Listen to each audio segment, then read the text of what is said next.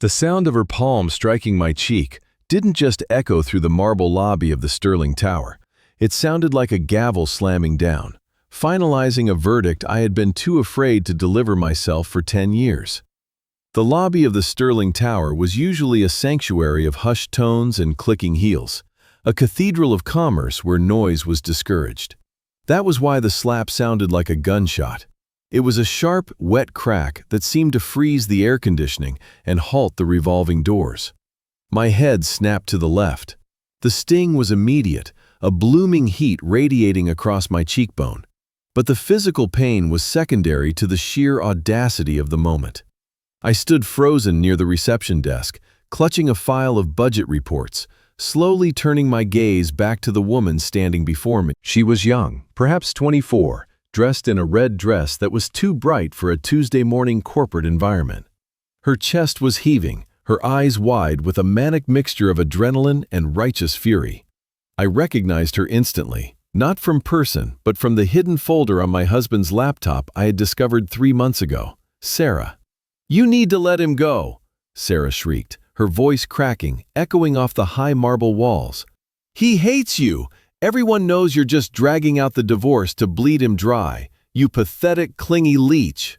The lobby, filled with junior analysts and visiting clients, had gone dead silent. 50 pairs of eyes were glued to us. In their eyes, I was just Elena Vance, the quiet mid-level compliance officer who kept to herself. They didn't know the truth. They didn't know that I owned the building, the land it sat on, and the majority-controlling interest in the conglomerate that employed my husband, Mark. I opened my mouth to speak, to perhaps de-escalate this absurdity, but Sarah wasn't finished. Emboldened by my silence, she raised her hand again, stepping forward with the intent to grab my hair. "Answer me, you be—" She never finished the word. She never made contact. The movement was a blur, a shadow detaching itself from the pillar near the elevators. Callum. He had been my shadow detail for 5 years, a former frantic response specialist who moved with a terrifying economy of motion. He didn't shout.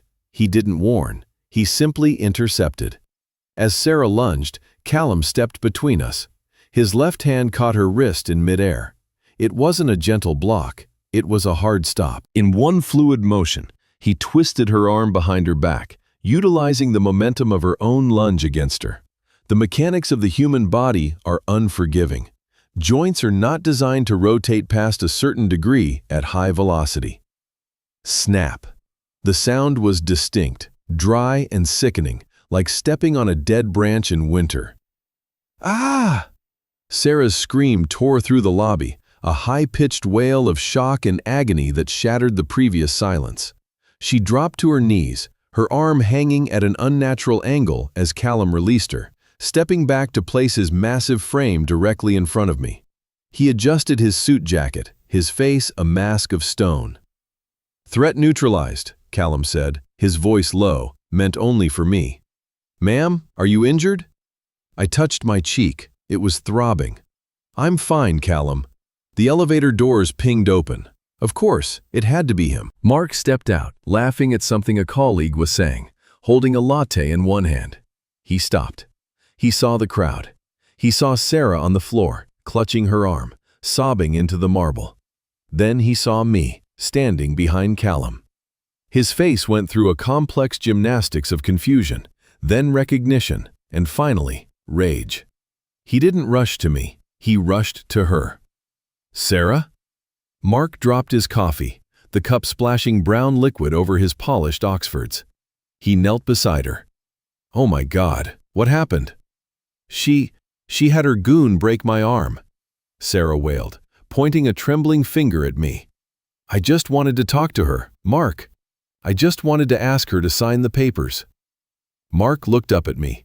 His eyes, usually so charming when he was trying to secure a promotion, were now black with hatred. He stood up, puffing out his chest, marching toward me. "Are you insane?" Mark shouted, his voice booming. "You bring a thug to my workplace? You attack an innocent woman just because you can't handle the fact that I don't love you anymore? You are sick, Elena, sick." Callum shifted his weight, ready to intercept Mark, but I placed a hand on Callum's shoulder. "Stand down," the touch said. I stepped out from behind my shield. The heat in my cheek had turned into a cold, hard clarity. For 10 years I had played the role of the supportive wife. I had dimmed my light so he could shine. I had hidden my inheritance, my status, and my power because Mark had once told me that he couldn't be with a woman who made him feel small. I had made myself small for him, and this was my reward. A mistress screaming in my lobby, and my husband publicly berating me while checking on her injuries. "She assaulted me, Mark," I said, my voice calm, carrying effortlessly through the acoustic perfection of the lobby. She walked into this building, bypassed security, and struck an employee across the face. Callum neutralized a hostile threat. That is his job. His job? Mark scoffed, his face red. Who the hell is he? Some bouncer you hired with the allowance I give you? I'm calling the police. You're going to jail, and he's going to prison. Do it, I said. Mark blinked. He expected tears. He expected me to beg for forgiveness, to plead with him not to make a scene. He wasn't used to the woman standing in front of him. He was looking at his wife, but for the first time, he was seeing the CEO. Call the police, Mark, I repeated, checking my watch. And then call HR. You're going to need them. You think you can threaten me, Mark sneered, glancing back at the crowd to ensure he had an audience. I'm the regional director. You're nobody. You're just a bitter housewife playing pretend with a temp job I got you. I looked at Sarah, who was still whimpering on the floor, and then back to Mark. The love I had held on to, the desperate hope that we could fix this, evaporated. It didn't drift away. It vanished instantly, leaving behind a sterile, clinical detachment. Callum, I said, turning away from Mark. Yes, ma'am. Have security escort Mr. Vance and his guest off the premises. Ensure the police take their statements outside. I don't want the lobby cluttered. You can't kick me out, Mark laughed, a hysterical, incredulous sound. I work here. I run this floor. I stopped near the elevator banks and turned back one last time. I didn't yell. I didn't scream. I looked at him with the indifference of a judge sentencing a stranger. Not anymore, I said. I pressed the button for the penthouse floor, the button that required a biometric scan that Mark didn't know I had. The light turned green. As the door slid shut, the last thing I saw was Mark's jaw dropping as he watched the elevator accept my clearance, realizing too late that he had no idea who he had been sleeping next to for a decade. The elevator doors hissed shut, sealing off the chaos of the lobby.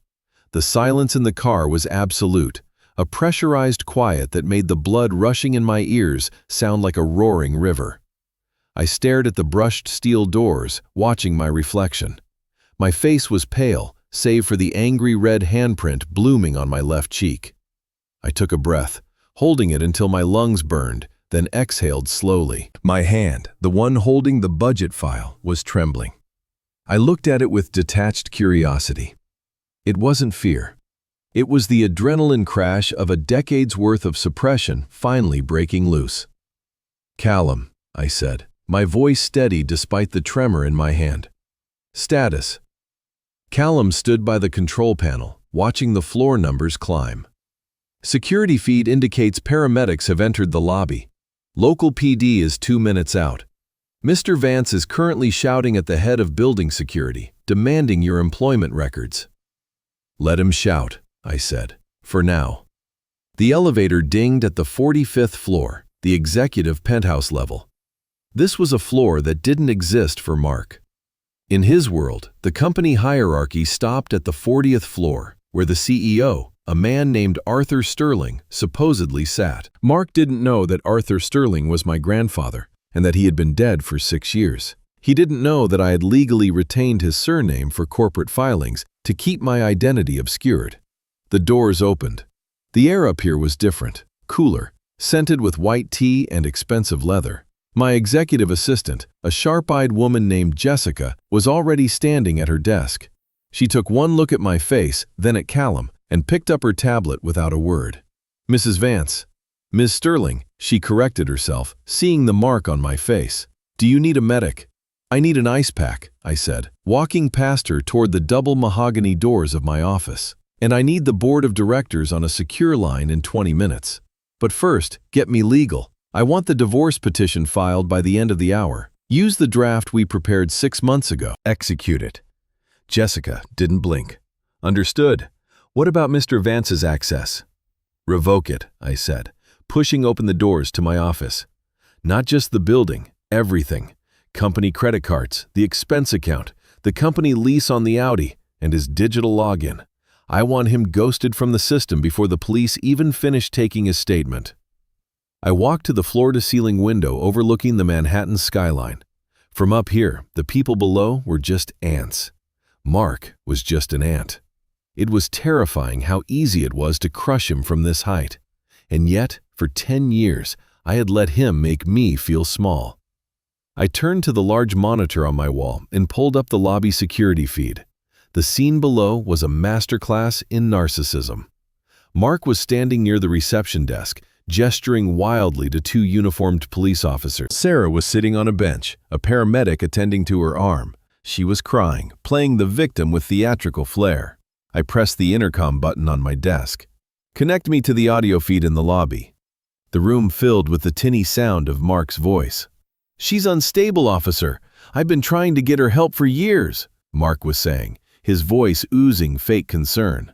She's been stalking us. She came here today specifically to attack Sarah.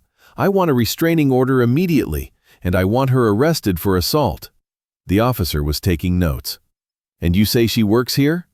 She's a low-level compliance clerk, Mark lied effortlessly. I got her the job out of pity. I'm the regional director. I'll be speaking to Human Resources right now to have her terminated for workplace violence. Honestly, it's for the best. She needs professional help, not a job. I watched him pull out his phone and dial a number. A moment later, the phone on my desk rang. It was the direct line to the HR director, Linda. I picked up. Hello, Linda. Miss Sterling. Linda's voice was tight. I have Mark Vance on the other line. He's demanding your immediate termination. He claims you assaulted a visitor. He's threatening to sue the company if we don't act. Put him on speaker, Linda, but do not merge the calls. I want to hear him, but I don't want him to hear me. Understood. There was a click, and Mark's voice came through, loud and arrogant. Linda? Look, I don't have time for paperwork. Elena just broke my fiancé's arm in the lobby. It's a liability nightmare. Fire her. Cause? Gross misconduct. And make sure she doesn't get severance. I want her escorted out of the building by the time I get back upstairs. I closed my eyes. Hearing him try to destroy my livelihood with such casual efficiency was the final nail in the coffin of my marriage. He wasn't just a cheater, he was cruel. He wanted me destitute. He wanted to punish me for the crime of being cheated on. Mr. Vance, Linda said, her voice trembling slightly. There are protocols. Screw protocols, Mark snapped. I'm the director. I bring in the revenue. She's a paper pusher. Who is more important to this company, Linda? Me, or the ex-wife I'm trying to get rid of? Make the choice. I opened my eyes and looked at the city. The sky was gray, promising rain. Linda, I said into the phone, overriding the hold. Yes, Miss Sterling? Tell him his request is processed. Tell him the problem employee has been dealt with. Ma'am? Linda sounded confused. Do it, I commanded. Let him think he's won. Let him think he still has a job to come back to. I want him to walk into that boardroom thinking he's the king of the world. It will make the fall so much more permanent. Yes, ma'am. I hung up. On the screen, I saw Mark pump his fist in victory as he hung up his phone. He turned to Sarah, kissed her forehead, and said something that made her smile through her tears. He pointed upward, toward the offices. He was coming up. I sat down in my leather chair, the chair that cost more than Mark's car, and opened the drawer. Inside was a velvet box containing my wedding ring. I took it out and placed it in the center of the mahogany desk. Next to it, I placed the file Jessica had just brought in, the termination notice for Mark Vance. The silence of the office was no longer oppressive. It was the calm before the artillery barrage. I wasn't just divorcing a husband, I was liquidating a bad investment. While Mark was escorting Sarah to the hospital, believing he had successfully exorcised me from his life, I sat in the silence of the executive suite, letting the memories wash over me. It wasn't nostalgia. It was an autopsy. I needed to understand how I, a woman capable of negotiating hostile takeovers and managing billion-dollar assets, had allowed a man like Mark to reduce me to a footnote in my own life. It started subtly. We met 5 years ago at a charity gala. I was there as a donor, but I was keeping a low profile, standing near the back. Mark was there as a junior associate, hungry and desperate to network. He had mistaken me for an assistant. He brought me a drink, cracked a joke about the stuffy rich people, and I was charmed. For the first time, someone saw me, not the sterling heiress, but the charm quickly curdled into control. I remembered a dinner party 2 years into our marriage. We were hosting his boss. The conversation had turned to emerging markets in Southeast Asia, my specialty. I had opened my mouth to offer an analysis on the currency fluctuations in Vietnam, a topic I had written a thesis on. Mark had placed a hand on my forearm. It looked affectionate to the guests, but his grip was tight enough to bruise. "Honey," he had said, offering a condescending smile to his boss. "Elena loves to read the news, but she gets the details a bit mixed up. She's more of a creative soul. Let's not bore everyone with your little theories." I had shut my mouth. I drank my wine. I smiled. Later that night, he told me he did it to protect me. "They're sharks, Elena. You don't want to look foolish in front of them. Leave the business talk to the men. You look so much prettier when you just listen." And I believed him. I believed that my intelligence was a liability to his masculinity. So I built the house of cards. I used my inheritance to secretly buy the company he worked for. I directed the board to promote him, ensuring he felt like a conqueror. I created a world where he was the king and I was the dutiful, slightly dim-witted queen who needed his protection. I looked at the wedding ring on my desk. The diamond was small. He had insisted on buying it with his own money to prove a point, but I later found out he had put it on a credit card I ended up paying off from our joint account. The phone on my desk buzzed, snapping me back to the present. It was a notification from the bank security protocol I had initiated. Alert: corporate card ending in 4490 declined. Location: St. Mary's Hospital. Amount: $2,500. I allowed myself a small, cold smile. Mark never carried personal cash. He lived entirely on the company expense account, justifying every coffee, every dinner, and apparently every medical emergency for his mistress as client relations. He would be standing at the reception desk of the ER right now. I could visualize the scene perfectly.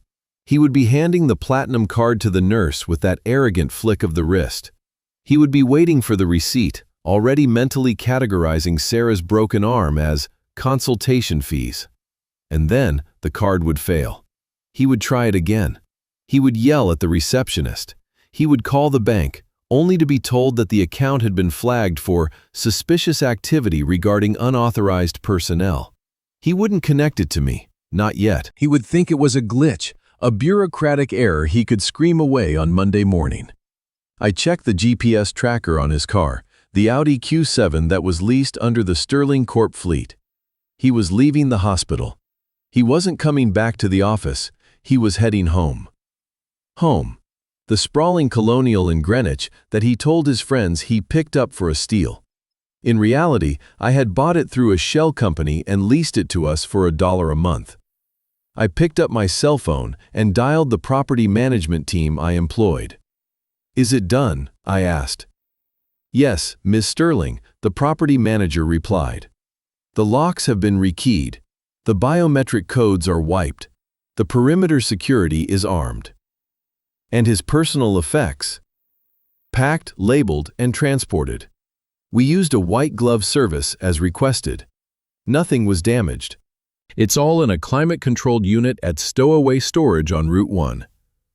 "Did you pay the deposit?" "We paid the first week, ma'am.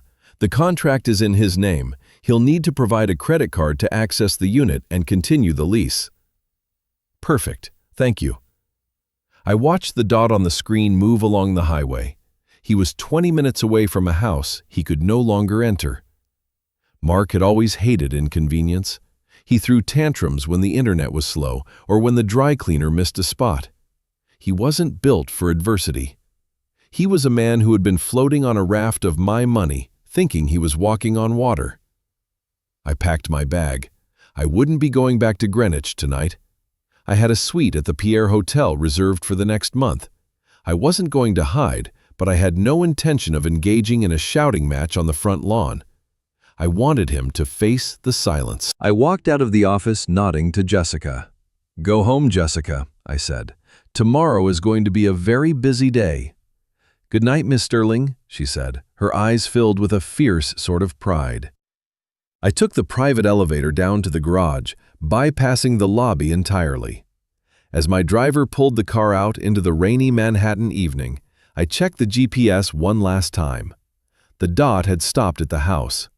I closed my eyes and imagined the moment. He would walk up the stone path, exhausted, probably still fuming about the credit card glitch. He would reach for the hidden key under the planter, the one I had removed an hour ago. He would try his code on the keypad. Access denied. He would try the handle. Locked. Then he would see the envelope taped to the heavy oak door. It wasn't a handwritten letter filled with tearful accusations. It was a formal legal notice from the property holding company, informing the tenant that the lease had been terminated due to a violation of the occupancy clause. And below that, a small printed map to a storage unit 10 miles away. He wouldn't find his clothes on the lawn. That would be cliché. That would imply passion. I didn't want him to think I was angry. I wanted him to feel erased. He was simply an eviction, an administrative error that had been corrected. The fluorescent lights of the St. Mary's emergency room hummed with a headache-inducing frequency that matched the throbbing in Sarah's left arm. She sat on the edge of the vinyl examination bed, her arm now encased in a heavy plaster cast that felt like a prison.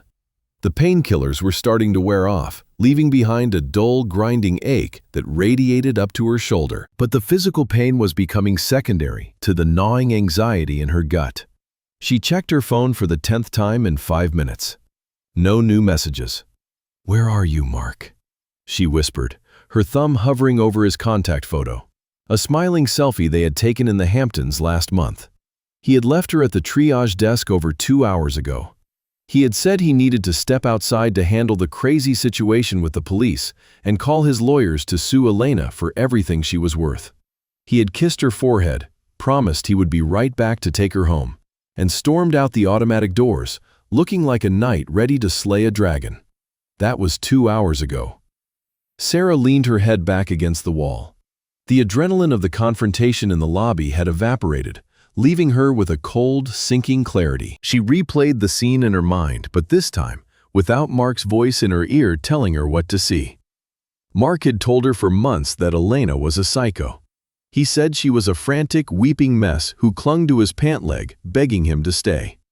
He described a woman who was pathetic, unkempt, and emotionally volatile, a leech who needed to be cut off. That wasn't the woman Sarah had met in the lobby. The woman in the lobby hadn't screamed. She hadn't cried. She had stood there in a tailored suit that probably cost more than Sarah's car, radiating a terrifying, icy stillness. When Sarah had raised her hand, Elena hadn't flinched. She had looked at Sarah with eyes that were completely dead, devoid of fear or anger. It was the look a human gives an insect before stepping on it. And the bodyguard, that wasn't a bouncer. Sarah grew up with 2 brothers in the Marines. She knew what trained violence looked like. That man had broken her arm with the casual efficiency of someone folding a napkin. "Ms. Jenkins?" Sarah jumped, clutching her phone. A man was standing in the open doorway of her cubicle. He wasn't the doctor, and he wasn't a police officer. He was dressed in a charcoal gray suit, holding a thick manila envelope. He looked bored. "Yes?" Sarah's voice trembled. "Is Mark here?" "I don't know a Mark," the man said, stepping into the room. He didn't ask for permission. "I'm a process server. I have a delivery for Sarah Elizabeth Jenkins, born March 12, 1999. He extended the envelope. I can't grab that," Sarah said, gesturing to her sling. "What is it? Is Elena suing me?" "You've been served," the man said, dropping the heavy envelope onto her lap. "Have a nice evening." He turned and walked away before she could ask another question. With her good hand, Sarah fumbled with the clasp of the envelope. Her fingers were shaking. She expected a lawsuit for assault. She expected a police summons. What she pulled out was a thick stack of documents titled Temporary Restraining Order and Cease and Desist Demand. She flipped past the legalese to the section marked Exhibit A, Statement of Facts. As she read, the blood drained from her face. It wasn't just a description of the attack in the lobby. It was a dossier on her life. Subject: Sarah Jenkins. Current employment: junior graphic designer, contractor. Financial status: default on student loans, Sally Mae Act number 8892. 3 months behind on rent, Apt 4B, 220 West Street. Sarah gasped. How did they know about the rent? She hadn't even told Mark about the rent. She kept reading. Relationship timeline. Subject began illicit relationship with Mark Vance on August 14th via Tinder application. Note: subject was informed by Mr. Vance that he was separated and living in a hotel. Correction: Mr. Vance has resided at the marital home continuously. Sarah stopped breathing. Living in a hotel. That's what Mark had said. He said he was sleeping at the Marriott because Elena made the house unbearable. He said he only went back to get his clothes. The document continued, relentless and clinical. Warning: if subject attempts to contact Elena Vance, née Sterling, or approaches within 500 feet of Sterling Tower, Sterling Holdings will exercise its right to purchase the debt obligations of the subject and initiate immediate collection proceedings. It was a threat, a sophisticated financial death threat. They weren't going to beat her up. They were going to buy her debt and ruin her life. The phone in her hand buzzed, startling her so badly she almost dropped it. It was Mark. "Mark!" Sarah answered, desperation clawing at her throat. "Mark, where are you? A man just came here and gave me these papers. They know everything, Mark. They know about my student loans." "Shut up, Sarah. Listen to me." Mark's voice was frantic, breathless. The background noise sounded like wind and rain. He wasn't in the car. He was outside. "Mark?" "My cards aren't working," Mark shouted, panic edging into his voice. "Every single one. The Visa, the Amex, even the gas card. I'm at a storage unit in the middle of nowhere. She changed the locks, Sarah. She locked me out of the house." Sarah stared at the wall. "What?" "She put my stuff in a storage unit. I'm standing in the rain, trying to pay the access fee, and my cards are declined.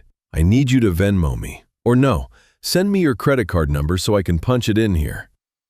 The silence in the hospital room stretched thin. "Sarah, did you hear me?" Mark yelled. "I need your card. I can't get to my clothes." Sarah looked down at her broken arm. She looked at the dossier on her lap that detailed exactly how broke she was. She thought about the monster Elena, who had supposedly ruined Mark's life. Elena hadn't ruined Mark's life. Elena had been Mark's life. And Mark had just spent 2 hours leaving Sarah alone in a hospital to go save his own skin, only to call her demanding money she didn't have. "You said you were rich," Sarah whispered. "I am rich. It's just a glitch. God, don't be so petty, Sarah. Just give me the number." "She's not the one who's crazy, Mark," Sarah said, her voice shaking with a realization that hurt more than the broken bone. "You are. You're a liar." "What? Sarah, don't start with me right now." "I'm reading the papers, Mark. You never moved out. You lied to me." "Sarah." "I have to go," Sarah said. "My battery is dying." "Don't you dare hang up on me. I'm stranded. Sarah."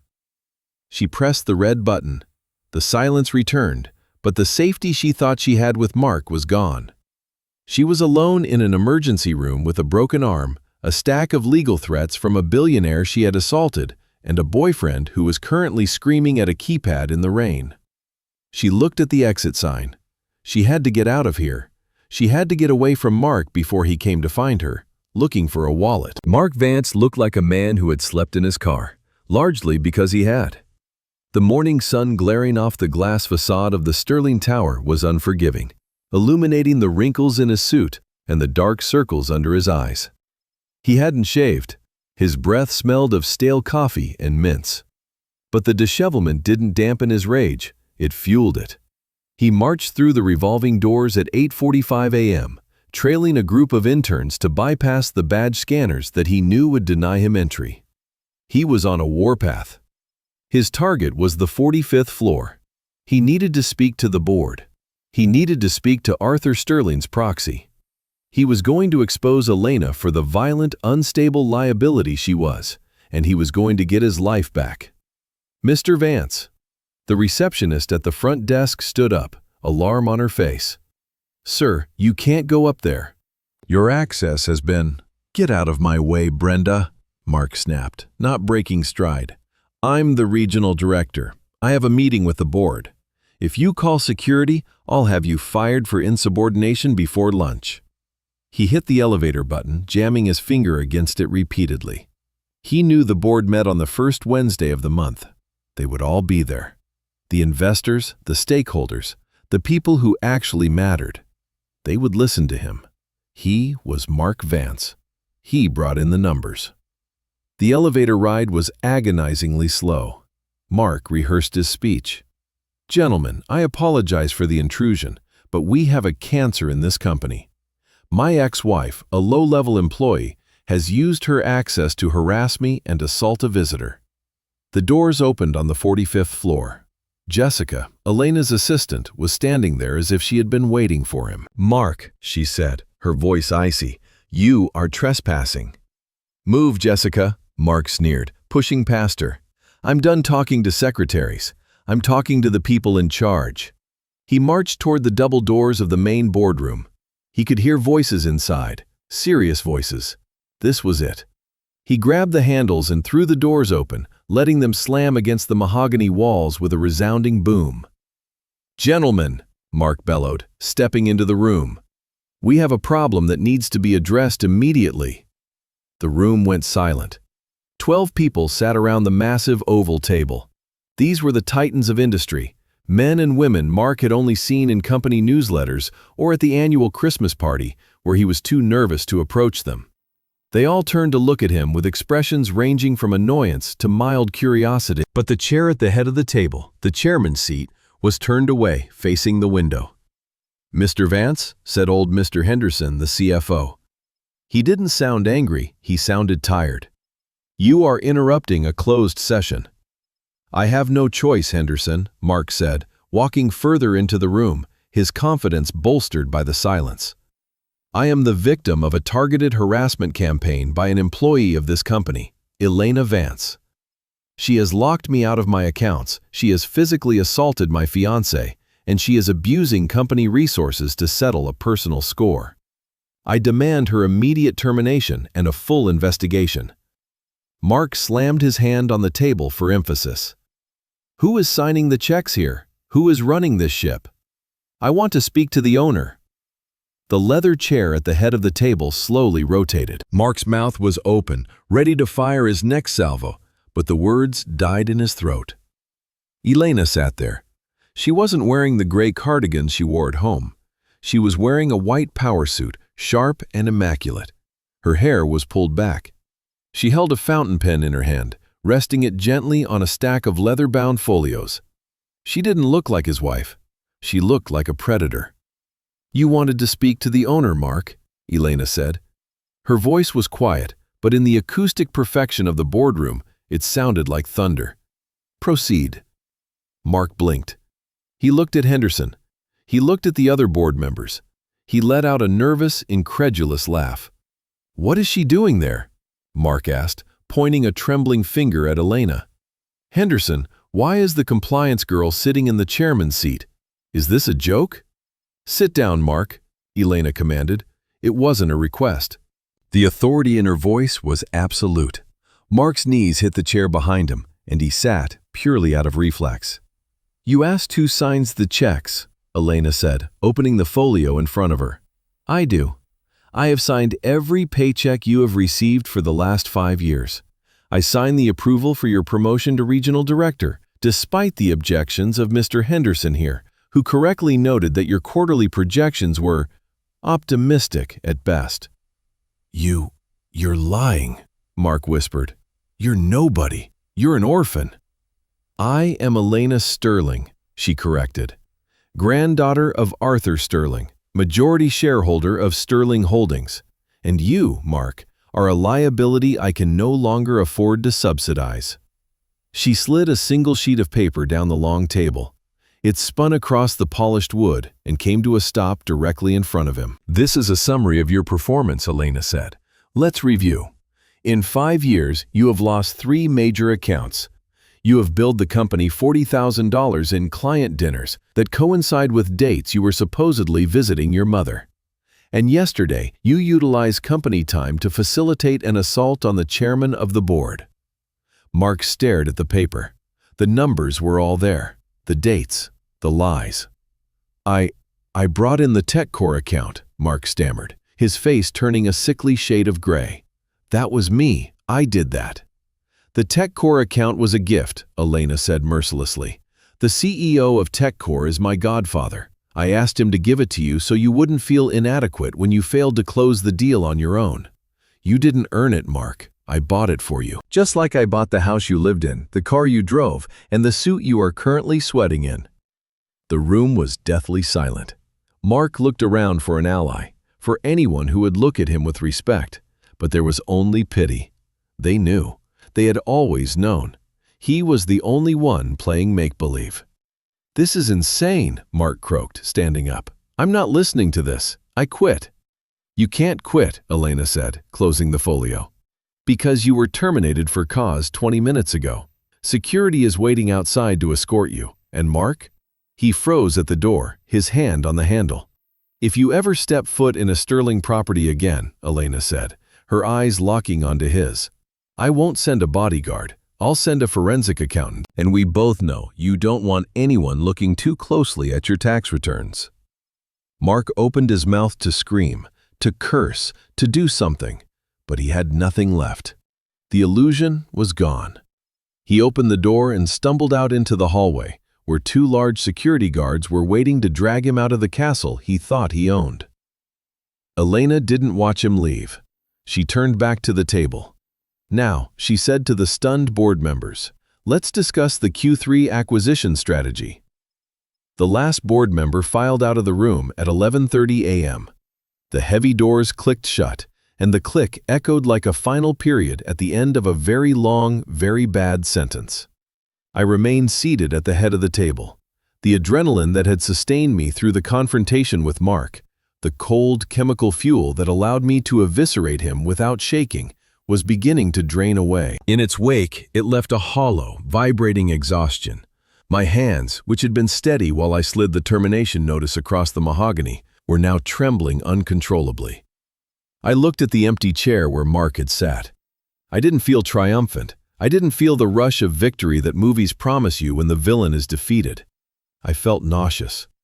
I stood up, my legs feeling like lead, and walked into the private executive washroom adjoining the boardroom. I locked the door and gripped the porcelain sink, staring into the mirror. The woman staring back looked like a stranger. She was powerful, yes. She was wealthy. She was lethal, but her eyes were haunted. I leaned over the sink and dry heaved, my body trying to expel the toxicity of the last 24 hours. It wasn't that I missed him. I realized, with a sickening jolt, that I hadn't truly loved Mark for a long time. I had loved the project of Mark. I had loved the idea that I could take a broken, insecure man and fix him with my love and my resources. I had treated my marriage like a distressed asset, pouring capital into it, believing that if I just invested enough, it would eventually turn a profit of happiness. But it was a Ponzi scheme. He had taken everything, my youth, my confidence, my trust, and paid me back in lies.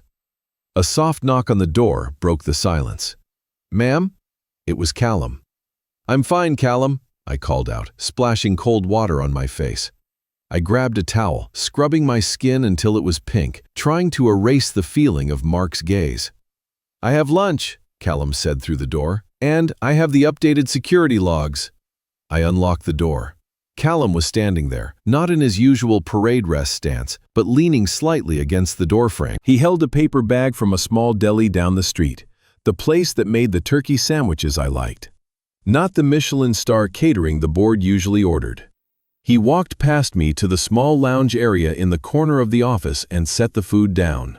He didn't look at me with pity. Pity would have broken me. He looked at me with a quiet, observant respect. "You didn't eat breakfast," he stated, opening a bottle of water and placing it on the coaster. "I'm not hungry." Adrenaline suppresses appetite. The crash is coming. Eat the sandwich. I sat down on the leather sofa. I took a bite, purely to silence him. The food tasted like ash, but I swallowed it.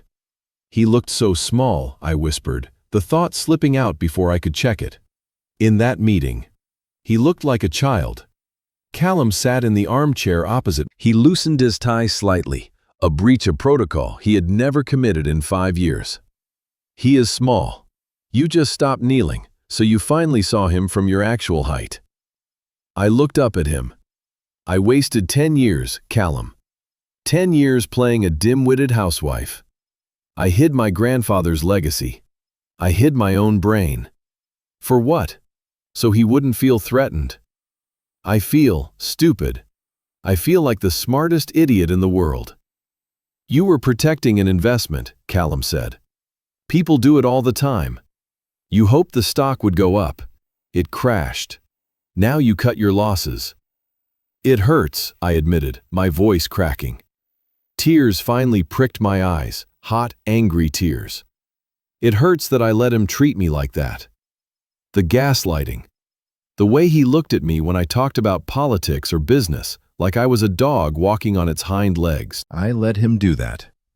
Callum leaned forward, his elbows on his knees. His dark eyes were intense. "You didn't let him do anything. You tolerated it because you were kind. Predators like him rely on the kindness of their victims. They view mercy as weakness. But today," Callum paused, a rare faint smile touching his lips. "Today, you weren't kind. You were magnificent." The compliment hung in the air, heavy and genuine. Mark had told me I was beautiful only when I was dressed up for his colleagues.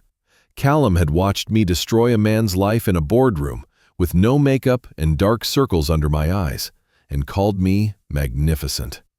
I took a deep breath, the tightness in my chest loosening slightly. "What's the status on Sarah?" I asked, shifting back to the only thing I could control, the war. Callum's professional mask slid back into place, but the warmth remained in his eyes. "She's been discharged from St. Mary's. She went back to her apartment. Our surveillance indicates she had a loud argument with her landlord in the hallway. Apparently, she expected Mark to wire her rent money today. That obviously didn't happen." "And Mark?" "He's currently at a dive bar on 8th Avenue. He's made 3 calls to a lawyer who specializes in high-conflict divorce.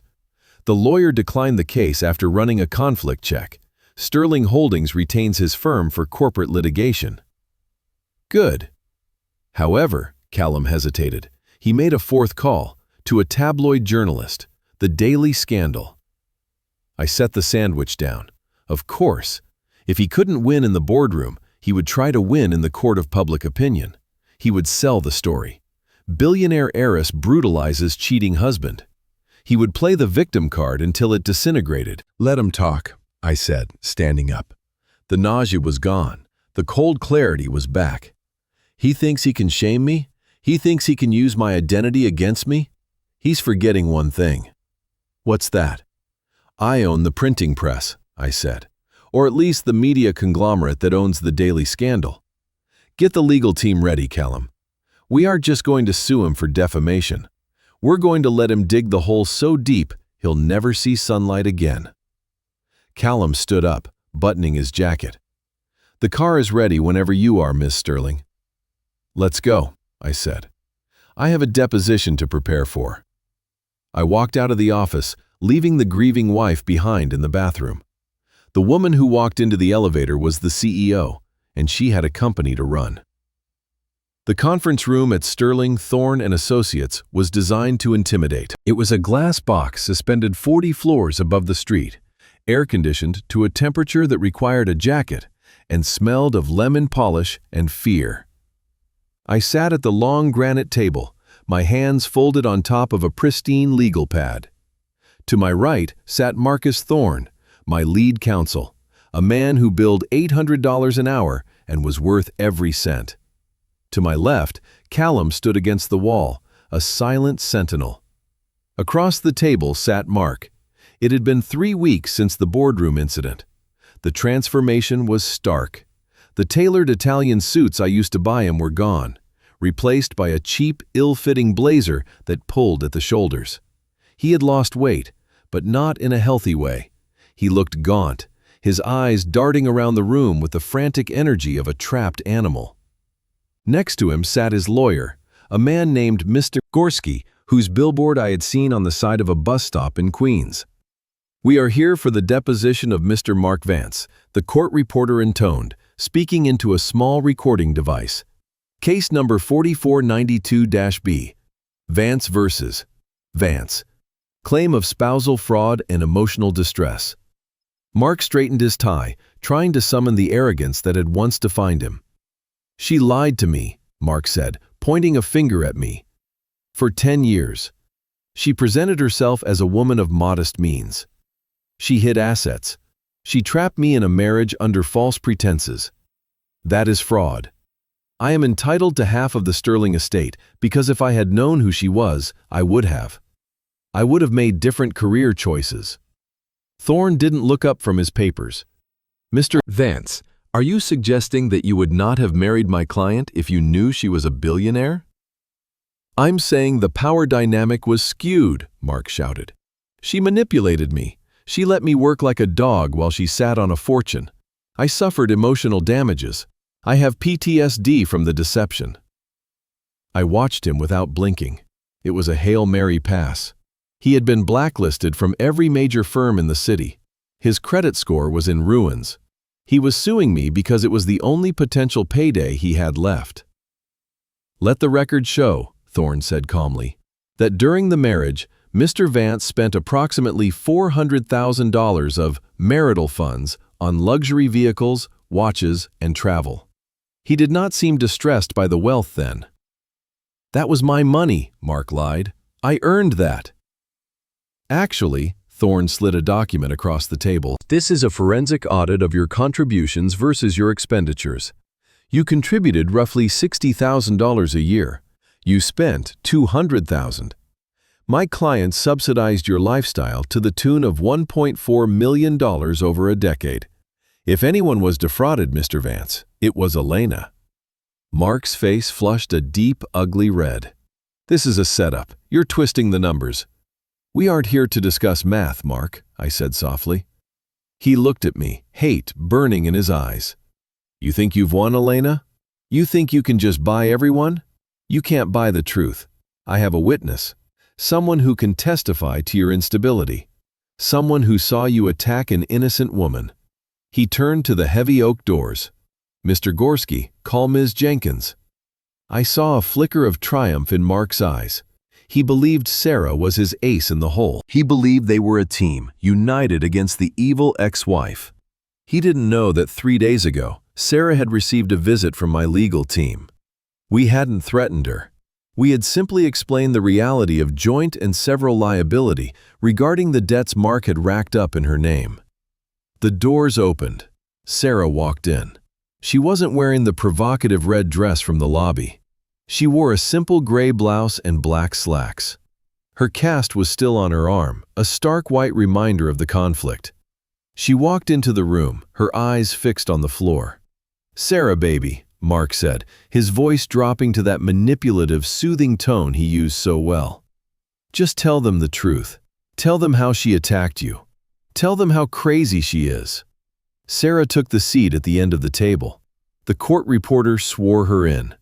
"Miss Jenkins," Mark's lawyer asked, "can you describe the events of October 14th? Sarah looked up. She didn't look at me. She looked at Mark. And for the first time, I saw genuine loathing in her face. "I went to the Sterling Tower because Mark told me to," Sarah said, her voice clear. Mark froze. "Sarah? What are you?" "He told me his wife was a psycho," Sarah continued, speaking to the court reporter. "He told me she was refusing to sign divorce papers. He told me she was financially draining him. He gave me her work address. He told me to go there and make a scene.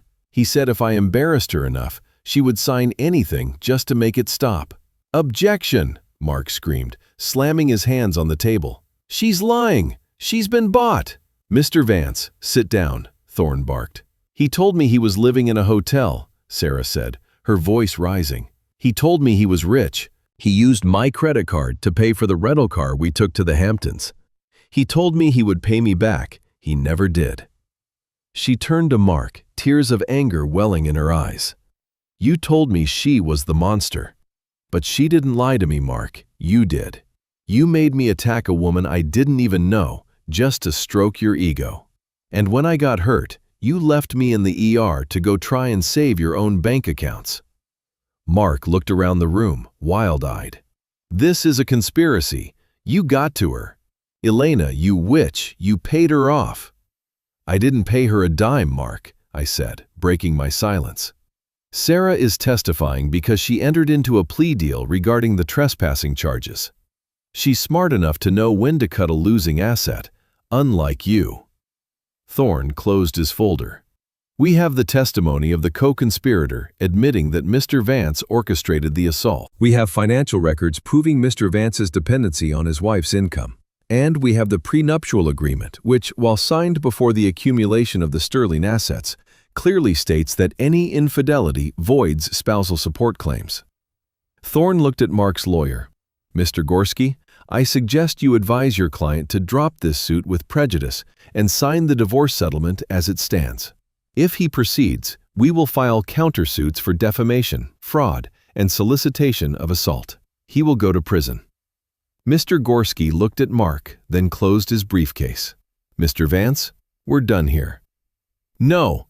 Mark lunged across the table, grabbing for my arm. "You owe me. I gave you the best years of my life. You were nothing without me." Callum moved.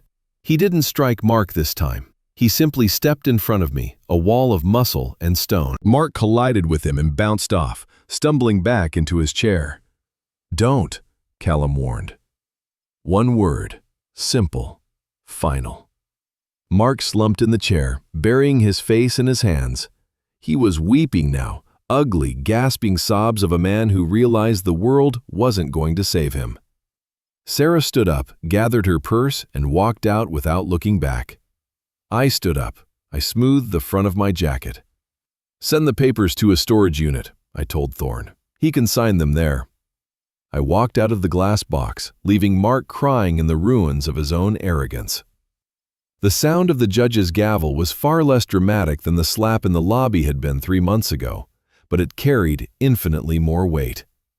"Decree absolute granted," Judge Miller said, closing the thick file on his bench. "The marriage is dissolved. The division of assets stands as per the prenuptial agreement and the subsequent fraud rulings. Court is adjourned." It took 60 seconds to legally erase 10 years of my life. I stood up. I smoothed the skirt of my navy suit. I didn't look at the man sitting at the other table.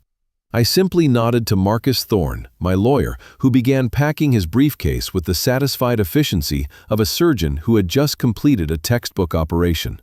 "Congratulations, Elena," Marcus said quietly. "You're free." "Thank you, Marcus." I walked down the center aisle of the courtroom. The air outside the heavy wooden doors felt lighter, as if the oxygen content had suddenly increased. I pushed through the exit and stepped out onto the wide stone steps of the Supreme Court building. The autumn wind was brisk, scattering dry leaves across the pavement. "Elena!" I stopped. I didn't flinch. I turned slowly to see Mark standing in the shadow of the doorway. He looked older. The 3 months had been unkind. The swagger was gone, replaced by a permanent slump in his shoulders.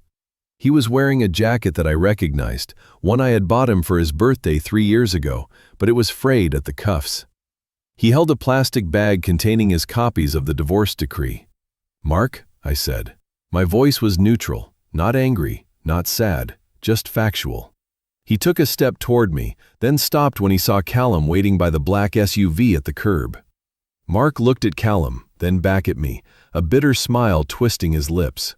"So that's it?" Mark asked, his voice rasping. "You just walk away? You win, I lose, and that's the end of the movie." "It's not a movie, Mark," I said. "It's a life. And yes, this is the part where I walk away." "I have nothing," he said, the bitterness cracking into something more pathetic. "You made sure of that. No job, no references. Even Sarah is gone. You stripped me bare, Elena. Are you happy? Is this the revenge you wanted?" I looked at him, really looked at him, for the first time in months. I searched for the anger that had fueled me in the boardroom. I searched for the heartbreak that had paralyzed me in the bathroom. I found neither. There was only a vast, quiet, empty space where he used to be. "I didn't strip you bare, Mark," I said softly. "I just turned the lights on. You were always this man. You were always insecure. You were always cruel. My money and my silence were just the costume I let you wear so you could pretend to be a king." "I loved you," he whispered, though the words sounded hollow. "In the beginning, before you got so cold." "You didn't love me," I corrected him gently. "You loved the reflection of yourself you saw in my eyes. You loved that I made myself small so you could feel big. You loved that I stayed in the shadows so you could stand in the sun." I took a step closer to him, not to intimidate him, but to ensure he heard every word. "My biggest mistake wasn't hiding my money, Mark. My biggest mistake was thinking that if I shrank myself enough, I would finally fit into the hollow space inside your heart. But you can't fill a black hole. You just get consumed." Mark stared at me. He opened his mouth to argue, to blame, to gaslight, but he found no purchase. The narrative he had built, that I was the villain, the crazy ex-wife, had crumbled. He was just a man standing on a sidewalk with a plastic bag, facing a woman who had outgrown him. "What am I supposed to do now?" he asked, the arrogance finally gone, leaving only the terrified child beneath. "Become real," I said. "Get a job that you actually earn. Rent an apartment you can actually afford. Find a woman you actually respect, instead of one you can use. It will be hard, it will be humble, but at least it will be yours." I turned away. "Elena," he called out one last time. "Do you hate me?" I stopped at the door of the SUV. Callum held it open for me. I looked back at Mark over my shoulder. "No, Mark," I said. "I don't hate you. I don't think about you at all." I got into the car. The door closed with a solid, heavy thud, sealing out the noise of the city, the wind, and the man who used to be my husband. "Where to, Miss Sterling?" Callum asked from the driver's seat. I looked out the window. Mark was still standing on the steps, a small gray figure against the massive stone pillars of the courthouse. As the car pulled away, he shrank into the distance until he was nothing more than a smudge on the landscape of my past. I took a deep breath. For 10 years, I had held my breath, afraid that exhaling would blow down the house of cards. Now, I filled my lungs with air that was entirely my own. "Take me to the office, Callum," I said, opening my tablet to review the Q4 projections. "We have a lot of work to do."